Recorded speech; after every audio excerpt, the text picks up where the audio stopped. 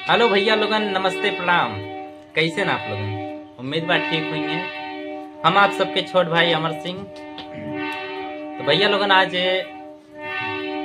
रितेश पांडे जी के एगो गाना तू वादा करा प्यार में खा के कसम, तो उन्हें बजावे के कोशिश करी जाता नहीं। अगर अच्छे से बज जाई, वीडियो अच्छा लगी तो लाइक करिया और कोनो राय रही तो कमेंट जरूर करिया। ठीक बा, चला बनल रहा।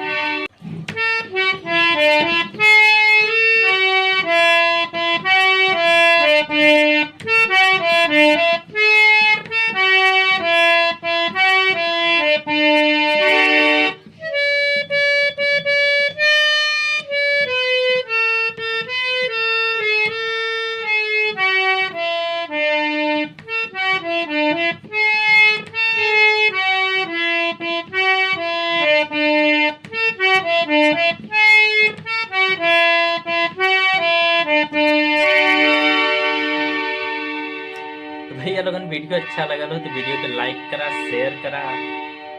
और अभी नया बानी, गलती हो जाता तो क्षमा करिया करे खातिर। और ठीक बा, बनल रहा हमारा चैनल पे और चैनल के सब्सक्राइब करा। मिलत ही नेक्स्ट वीडियो में। नमस्कार।